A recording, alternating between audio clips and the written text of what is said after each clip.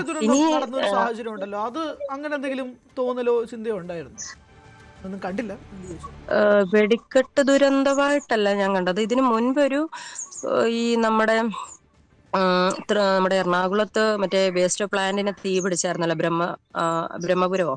അപ്പൊ അവിടെ ഈ കണ്ട സമയത്ത് ഞാൻ അത് രണ്ടാമത് ടെലിപ്പതി നോക്കിയപ്പോൾ ഇതുപോലെ തീ തന്നെയാണ് കാരണമായിട്ട് കണ്ട് വലിയൊരു അപകടം നടക്കുന്നതെന്ന് കണ്ടായിരുന്നു.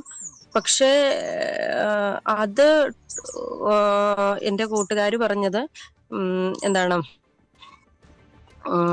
ചിലപ്പോ അത് ആ ട്രെയിനിൽ നടന്ന തീയായിട്ട് അങ്ങ് മാറിയതായിരിക്കാം.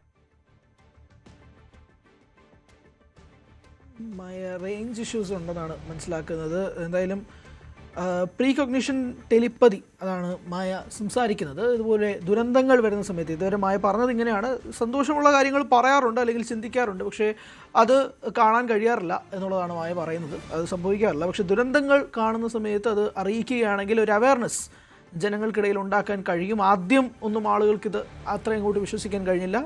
പിന്നീട് വീട്ടുകാർ തന്നെ പറഞ്ഞു നീ അധികം പറയണ്ട എന്നുള്ളത് പറഞ്ഞു. പക്ഷേ ഇപ്പോൾ ഏറ്റവും ഒടുവിൽ ഈ വാൽപ്പാറ ദുരന്തം ഒരാഴ്ച മുന്നേ മായ പ്രവചനം നടത്തി എന്നുള്ളതാണ് ഇതിൻ്റെ ഏറ്റവും പ്രധാനപ്പെട്ട കാര്യം. ഇപ്പോൾ വെടിക്കെട്ട് ദുരന്തവുമായി ബന്ധപ്പെട്ടുള്ള ചോദ്യത്തിനും മായ പറയുന്നത് ബ്രഹ്മപുരം ഗ്യാസ് പ്ലാന്റിൻ്റെ കാര്യത്തെക്കുറിച്ചാണ്. അപ്പോൾ ഏകദേശം അതൊരു സൂചന കിട്ടിയെന്നതും കൂടി മായ പറയുന്നുണ്ട്. എന്തായാലും മായയുടെ പ്രവചനം ഭയങ്കരമായി വൈറലായിരുന്നു. സോഷ്യൽ മീഡിയയിൽ ഉൾപ്പെടെ വലിയ ചർച്ചയായിരുന്നതാണ് വാൽപ്പാറ ദുരന്തവുമായി ബന്ധപ്പെട്ട് മായ നടത്തിയ പ്രവചനങ്ങൾ. എന്തായാലും മായയുടെ പ്രവചനം ഇങ്ങനെയായിരുന്നു: ടെലിപ്പതിയിലൂടെയുള്ള കാഴ്ച, ഒരു വാഹനം കുന്നിൻ മുകളിൽ നിന്ന് താഴേക്ക് മറിയുന്നത് താൻ മുൻകൂട്ടി കണ്ടുവെന്നാണ് മായ അവകാശപ്പെടുന്നത്. അതിൽ സ്കൂൾ കുട്ടികളല്ല, മറിച്ച് മുതിർന്നവരും 3 കുട്ടികളും ഉണ്ടാകുമെന്നാണ് പറഞ്ഞിരുന്നത്.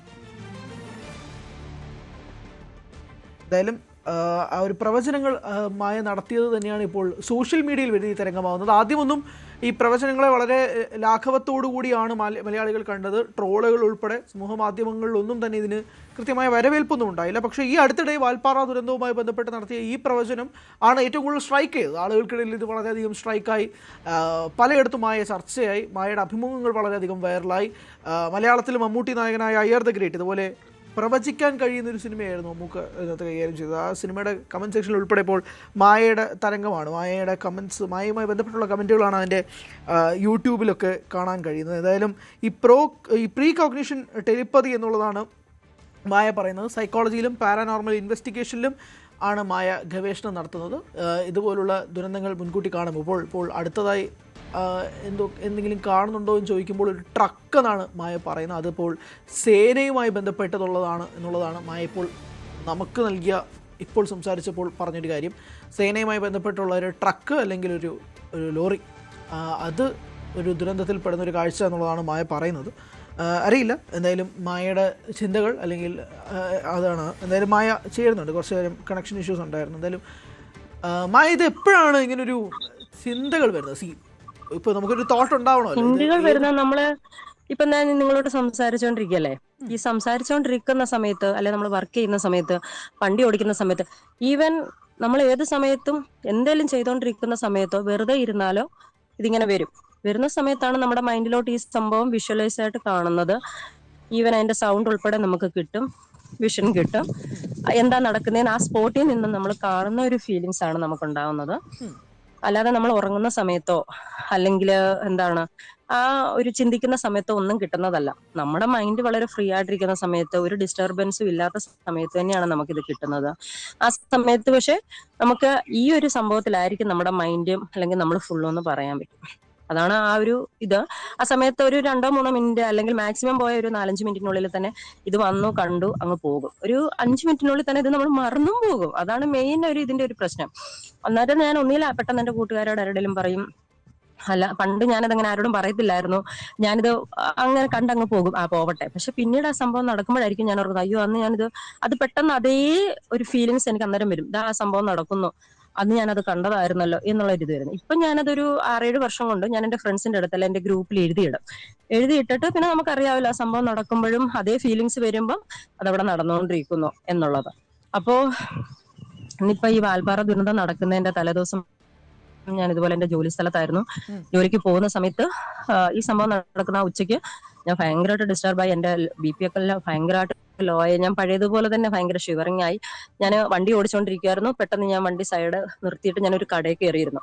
അപ്പൊ ആ കടയിൽ കയറിയപ്പോൾ ചേച്ചി ചോദിച്ചു എന്താ പറ്റി. ഞാൻ പറഞ്ഞു എനിക്കറിയത്തില്ല ചേച്ചി, വെയിൽ കൊണ്ടേന്റെ ആയിരിക്കും. അവരോട് ഇത് പറയാൻ പറ്റില്ലല്ലോ. അപ്പൊ ഞാൻ പറഞ്ഞു വെയിൽ കൊണ്ടേന്റെ ആയിരിക്കും, പ്രഷർ കുറഞ്ഞതാണ് ആയിരിക്കാം എന്നും പറഞ്ഞുകൊണ്ട് ഞാൻ ഇവിടെ ഇരുന്നു. എന്നിട്ട് എനിക്ക് പറ്റുന്നില്ല, എനിക്കിതിങ്ങനെ കണ്ടോണ്ടിരിക്കുവാണ്. ആ സമയത്ത് ഇത് നടക്കും, കുറച്ച് മണിക്കൂറുകൾക്കുള്ളിൽ ഇത് നടക്കും എന്നുള്ള രീതിയിൽ. അപ്പൊ ഞാൻ എന്തോ ചെയ്തു, നമ്മൾ നമ്മുടേതായിട്ടുള്ള കുറച്ച് കാര്യങ്ങള്, പിന്നെ പ്രെയർ, അതൊക്കെ ഇങ്ങനെ ചെയ്തു. ദൈവമേ ഒന്നും സംഭവിക്കല്ലേ, 3 കുഞ്ഞുങ്ങൾ അതിനകത്തുണ്ട് ഒന്നും നമ്മൾ ചിന്തിക്കുന്നതാണ്. കാരണം എന്താണ്, നമുക്കറിയാത്ത ആളാണ്, എന്നാലും ശരിയാണ്, ആർക്കും ഒരു ആപത്തും വരരുതെന്നാണ് എന്റെ ഒരു മോട്ടീവ്.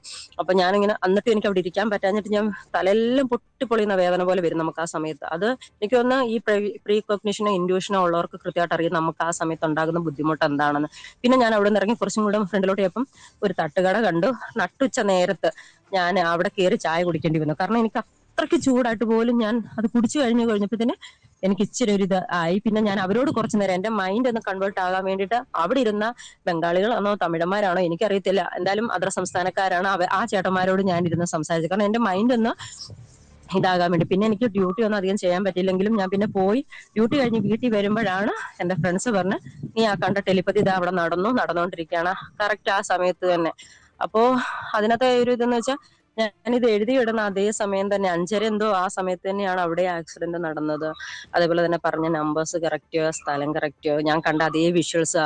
അപ്പൊ അത് നമുക്ക് ഭയങ്കരമായിട്ട് ബുദ്ധിമുട്ട്. ഞാൻ ഇപ്പോഴും അതിനകത്തൊന്നും റിലാക്സ് ആയിട്ടില്ല. കാരണം ആ ഒരു മൈൻഡ് ഡിസ്റ്റർബ്, അതേപോലെ തന്നെ ഫിസിക്കൽ വീക്ക്നെസ്സും എനിക്ക് കുറച്ച് ദിവസം ഉണ്ടാവും. നല്ലപോലെ നമ്മൾ ടയേർഡായി പോകും. ആ ഒരു ഇതിൽ തന്നെയാണ് ഞാൻ ഇപ്പൊ ഇരിക്കുന്നത്. അപ്പൊ അങ്ങനെ അത് കണ്ട് ഞാൻ 2 ദിവസത്തോളം ആ ഒരു ഇതിലായിരുന്നു. ആ സമയത്താണ് ഇപ്പം ഈ പറഞ്ഞ നമ്മുടെ പോലീസ് സേനയാകാം, ആർമി ആകാം, ആരാന്ന് എനിക്കറിയത്തില്ല, നമ്മുടെ ഈവൻ നമ്മൾ റെസ്പെക്ട് ചെയ്യുന്ന നമ്മുടെ സേനയ്ക്ക് എന്തോ ഒരു ഇത് വരുന്നു എന്നുള്ള രീതിയിൽ ഞാൻ കണ്ടത്. പക്ഷെ അത് ആരോട് പറയണം എന്ന് എനിക്കറിയില്ല.